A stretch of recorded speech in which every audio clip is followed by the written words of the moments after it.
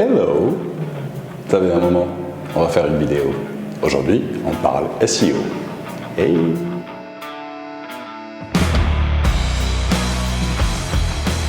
Hello everybody, welcome to Samir Bildik Digital. Aujourd'hui, on va parler SEO, Search Engine Optimization, ou optimisation pour les moteurs de recherche. On va parler de référencement naturel, comment faire pour classer votre site sur Google. Et on va passer par 6 étapes. Étape numéro 1, SEO Strategy. Donc, comment établir votre stratégie pour vous référencer. Étape numéro 2, Keyword Research, ou comment faire pour trouver les termes et les sujets sur lesquels vous allez vous classer. Étape numéro 3, Searcher Satisfaction. On va voir comment faire pour pouvoir comprendre l'intention derrière les recherches des gens et comment satisfaire ce besoin. Étape numéro 4, On-Page Optimization. On va voir comment optimiser les pages individuelles de votre site pour pouvoir vous classer sur ces sujets ou ces mots-clés-là. Étape numéro 5, Technical SEO. On va voir la partie technique du SEO. Là, il va falloir avoir des petites bases en HTML. Étape numéro 6, Link Building. Comment obtenir des liens d'autres sites qui vont pointer vers vous. Et ça, on va laisser ça pour la fin parce que c'est vraiment compliqué. Partie numéro 1, SEO Strategy. Comment établir votre stratégie? L'idée, c'est de d'abord définir quel est votre objectif business. Qu'est-ce que votre entreprise essaye de faire ou d'accomplir et qu'est-ce que le SEO, ou comment le SEO plutôt, pourrait vous aider à atteindre cet objectif. On a Business Goals et on a aussi Marketing Goals, donc les objectifs marketing qu'on a. On va définir notre Business Goal. Par exemple, là, pour moi, pour Jean42 ou pour samirbildik.com, je voudrais accroître la notoriété de samirbildik.com, mais du coup, l'SEO ne peut pas me permettre tout seul d'accroître cette notoriété. Ce que j'ai besoin de faire, c'est avoir un effort multicanal qui va pousser à la recherche et du coup, je dois ranker pour mon nom, ce qui est assez facile, ou sur les sujets que je traite, qui vont être web marketing, développement de site web, référencement naturel, donc ce qu'on est en train de faire là, réseaux sociaux, publicité sur Internet, création de contenu. Donc, je vais devoir créer beaucoup de contenu, vidéo, audio et texte, surtout texte pour les moteurs de recherche, et faire en sorte que tout ça rank, donc justement, se référence sur Google pour que je puisse justement augmenter ma notoriété. Je dois m'assurer que sur tous les titres que j'ai et un peu les descriptions, que mon nom et le nom du sujet soient présents. Marketing Goals, c'est justement, à partir de cet objectif, tirer justement la partie notoriété et comment faire pour que, faisant en sorte que les gens trouvent ces noms et ces sujets-là, puissent être attirés vers le site et que je les transforme en potentiels clients parce qu'ils auront développé une relation avec mon contenu, une relation avec moi directement à travers des messageries directes et à partir de ça, augmenter le niveau de confiance et faire en sorte que je décroche des clients. Donc pour ça, il y a des méthodes. Ce qu'il faut faire en général quand on commence, c'est se concentrer sur des termes qui sont recherchés très peu mensuellement ou bien qui ont un gros taux de recherche mais très peu de compétition. Ça, c'est les mots-clés et les sujets qui sont les plus faciles à aborder en premier. Donc vous commencez avec cela. Et du coup, ne vous attendez pas aussi à avoir des résultats immédiats. Bien qu'en Algérie, comme il n'y a pas beaucoup de compétition sur la partie SEO, vous pouvez assez rapidement commencer à vous classer si ce n'est pas un sujet hautement commercial qui se trouve par exemple sur des sites comme Wordkniss ou sur des sites comme Jumia qui ont un taux de référencement super élevé. Mais sur tout le reste, vous pouvez très facilement commencer à vous ranker. Du coup, il ne faudrait pas se concentrer sur les mots-clés et les sujets les plus recherchés, mais chercher les niches. Par exemple, sur le mot smartphone, c'est juste impossible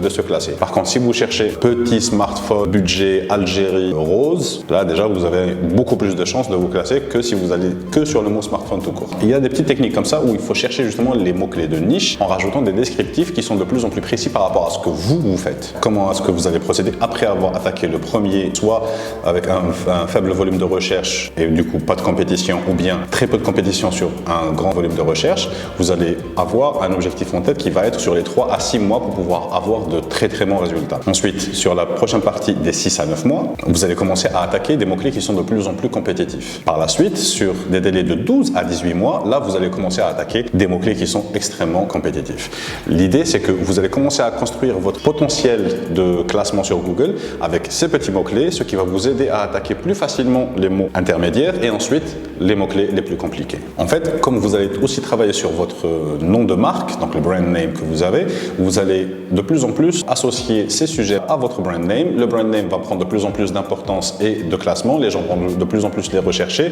Votre site sera de plus en plus visité et ça va faciliter justement l'attaque de ces mots-clés qui sont modérés à compliqués.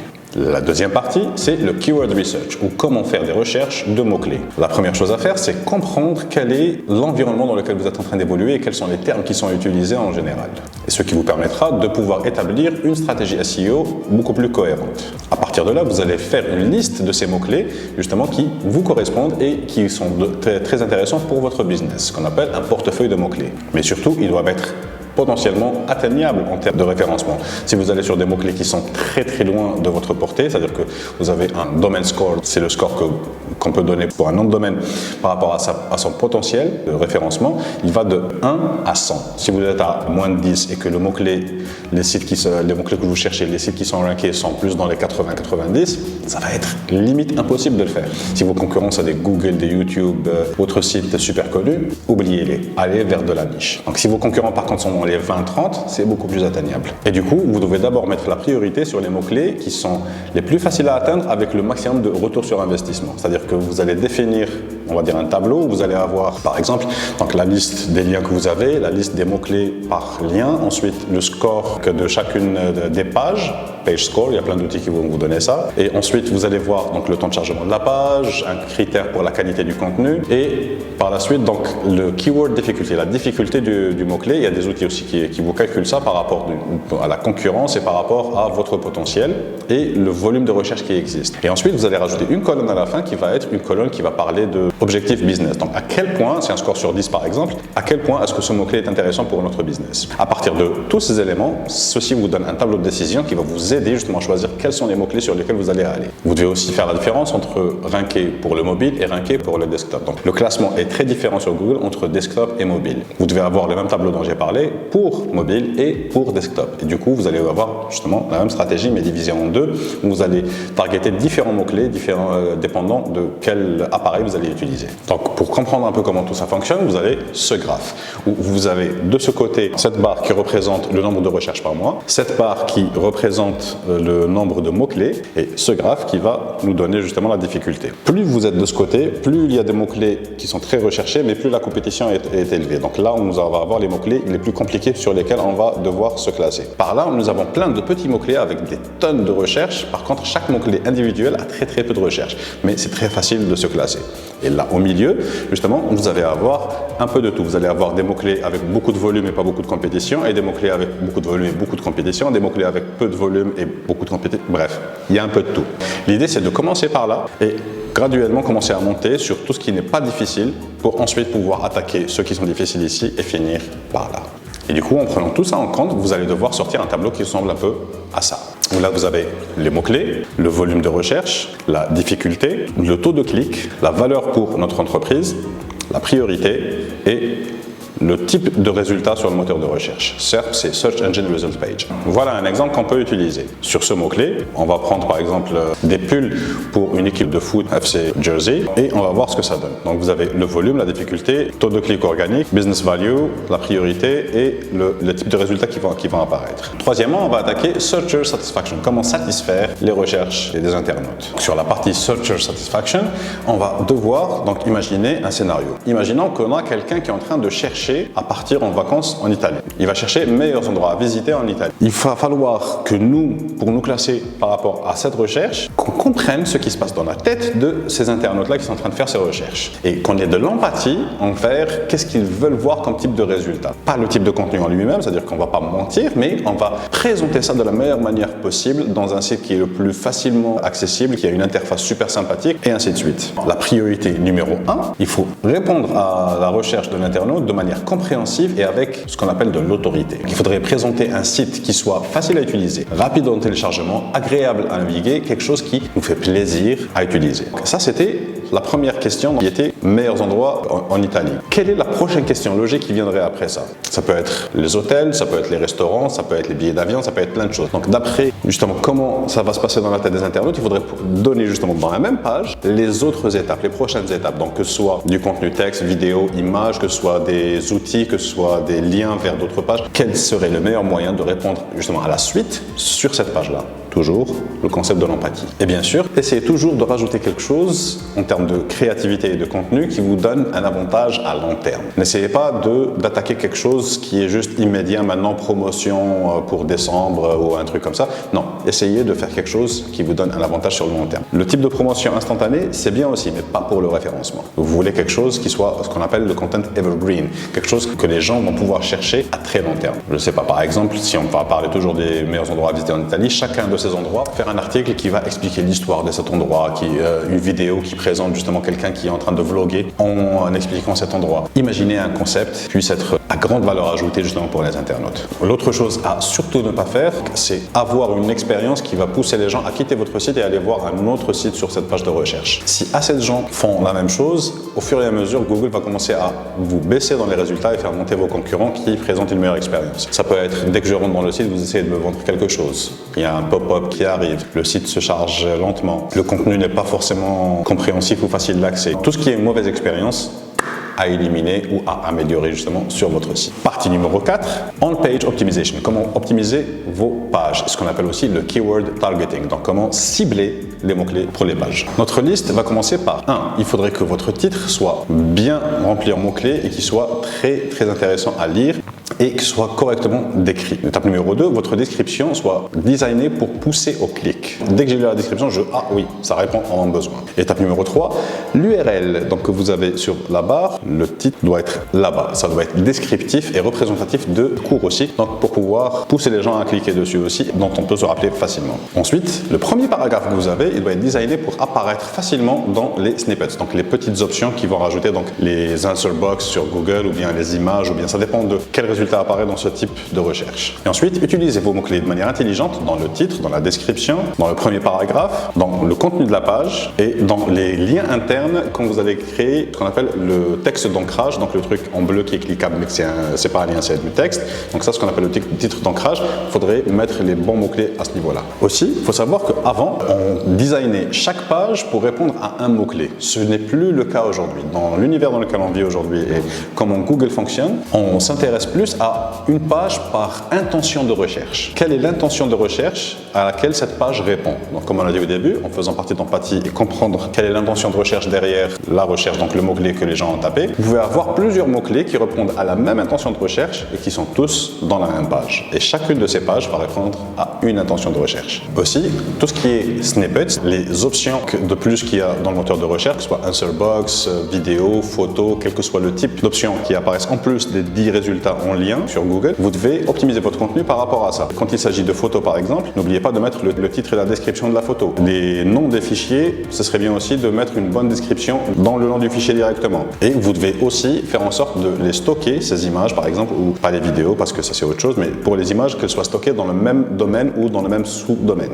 Et si vous pouvez rajouter les captions, donc les petites boxes qui vont apparaître quand vous allez au-dessus d'un contenu, donc sans cliquer, il y a une petite box qui va apparaître, cette box-là, ce qu'on appelle la caption. Rajoutez aussi une bonne description et un bon titre à cette caption. Et maintenant on est à la partie 5 qui est Technical SEO, la partie technique. Maintenant sur cette partie, on va essayer de se rappeler que chacune des pages de votre site doit être précieuse et unique. Comment est-ce qu'on va déterminer ça? Il faudrait que chacune de ces pages, on ait envie de la visiter, on ait envie de rester sur cette page et ça nous donne envie d'aller voir la page suivante parce qu'il y a une relation directe entre les deux. Et ça, c'est ce qui fait que justement, ça rajoute au côté précieux de chacune des pages. On va vraiment mettre tous nos efforts et donner le maximum de notre créativité et de nos recherches et de notre intelligence dans chacune de ces pages. Mais des fois, ça ne suffit pas. Toutes vos pages devraient et sont censées être navigables par les moteurs de recherche. Donc, ils peuvent les scanner, ce qu'on appelle le crawl. Chacune des pages doit être crawlable. Donc, vous avez des outils qui peuvent auditer votre site et page par page, ils sont gratuits. Vous pouvez les tester pour voir est-ce que la crawlabilité de vos pages est OK ou pas. Une fois que vous avez ça, vous devez vous assurer du premier critère, c'est à quelle vitesse se charge votre page. Il faudrait absolument que ce soit en dessous de 2 secondes. Le must du must, c'est en dessous de 1 seconde. Si c'est 3 secondes et plus, vous êtes sûr que 90% de votre trafic va se barrer. Assurez-vous que le temps de chargement de vos pages soit le minimum possible, humainement faisable. Et pour ça, vous avez énormément de ressources sur Internet de comment optimiser ça. Compresser la taille des fichiers, optimiser le code qu'il y a sur votre page, donc que ce soit de l'HTML, du CSS, du Java, qu'il n'y ait pas trop de code qui ne soit pas utilisé. Tout ce que vous pouvez faire, il y a plein de ressources. Documentez-vous. Ensuite, tout ce qui qui est contenu maigre, c'est-à-dire qu'il n'y a pas énormément de texte sur la page. Tout ce qui est contenu dupliqué, loops ou des spider traps, donc des trucs qui vont bloquer les crawlers de Google ou bien des trucs qui vont les faire tourner en boucle. Tout ça, c'est à éviter parce que ça va vous donner des points négatifs au niveau de Google et ça va vous faire baisser. Pareil, il y a des outils qui détectent ça et qui vont vous aider justement à modifier le tout. Ensuite, les pages qui sont précieuses, vous devez vous assurer qu'il soit énormément de liens internes dans votre site, qui soient très faciles d'accès depuis n'importe quelle autre page, ce qui va aider justement à les propager en haut et qu'il y ait des liens de ces pages-là vers d'autres pages qui sont moins précieuses pour les aider aussi à mieux se ranker et mieux se classer. Et bien sûr, il faut vous assurer que toutes vos pages et surtout les pages précieuses soient très facilement accessibles depuis n'importe quel type d'appareil. Ordinateur, smartphone, tablette, téléviseur, tous les appareils. Vous devez être optimisé pour tout parce que si vous avez un point négatif sur un appareil, sachez que vous allez perdre tout ce public-là. Bien sûr, les plus importants vont être toujours les smartphones. Ensuite, on va avoir desktop, puis tablette, puis peut-être téléviseur, console, etc. Aussi, vous devez être optimisé pour tous les types de connexions. Les gens qui sont connectés en Wi-Fi, en 5G, 4G, 3G, 2G, Edge. Bon, il faut penser aux personnes qui vont devoir se connecter avec des connexions très très limitées et du coup, limiter la quantité de données qu'il y a sur la page en termes de poids et le temps de chargement.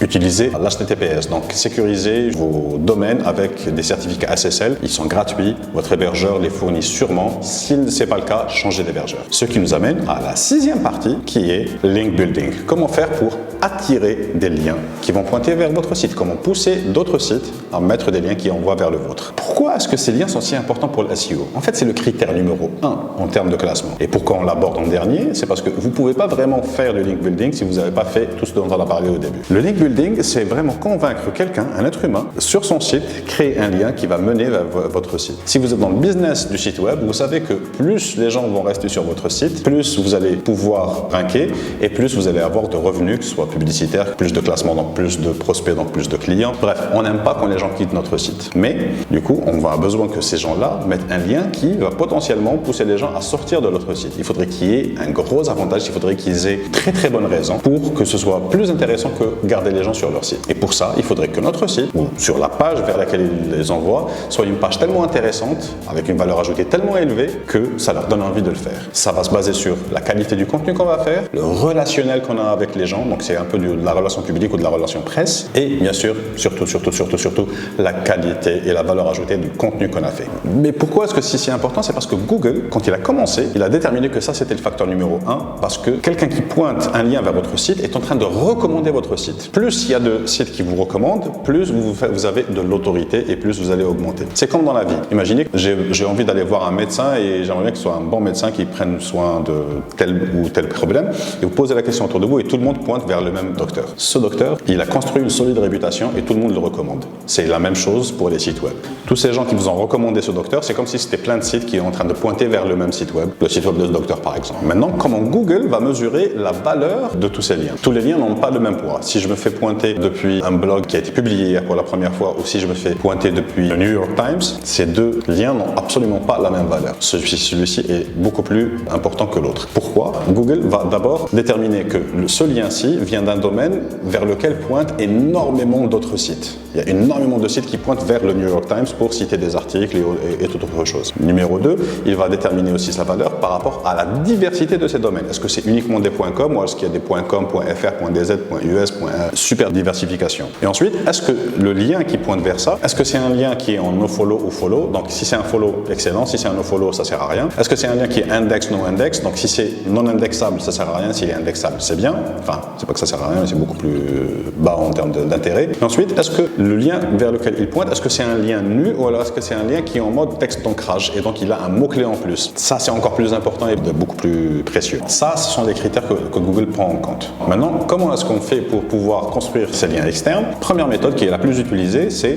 créer du contenu et faire du outreach. Donc, allez demander à des gens de pointer vers vous. On ne demande pas à n'importe qui non plus. Il faudrait demander à des sites qui ont une relation directe avec ce que vous faites. Par exemple, les sites journalistiques qui vont traiter des sujets qui sont en relation avec ce que vous faites, oui. Mais si vous êtes une boulangerie et que c'est un site qui vend des vélos qui va pointer vers vous, limite ça sert à rien, ça peut se retourner contre vous. Ensuite, vous avez ce qu'on appelle link reclamation. Donc vous allez réclamer un lien. Si vous avez des citations sur Internet, qu'un site vous a cité, il y a votre nom qui apparaît, vous pouvez aller demander, s'il vous plaît, est-ce que vous pouvez rajouter le lien qui pointe vers nous. Ça a plus de chances parce qu'ils ont déjà parlé de vous. Et ensuite, on a tout ce qui est listing, groupe, forum, etc. Tout c'est beaucoup moins important que les autres types de liens, mais c'est quand même toujours une bonne chose si vous avez des liens qui viennent par là et c'est beaucoup plus facile de les avoir. Et ensuite, essayez de checker qui sont les sites qui sont en train de pointer vers vos compétiteurs. S'ils pointent vers vos compétiteurs, il est probable qu'ils puissent pointer vers vous. Ça peut vous aider. En checkant par exemple pourquoi ils ont pointé vers nos concurrents et s'ils ont pointé vers nos concurrents et que j'arrive à déterminer pourquoi, est-ce que je peux reproduire la même tactique pour pouvoir le faire. Là, vous avez justement une vision globale d'une stratégie SEO que vous pouvez appliquer pour votre site. Donc, si vous avez des questions sur la partie SEO, laissez-les-moi en commentaire. Je vous remercie d'avoir suivi cette vidéo. Vous pouvez liker, vous abonner, cliquer sur la cloche et à très bientôt pour une nouvelle vidéo. Merci.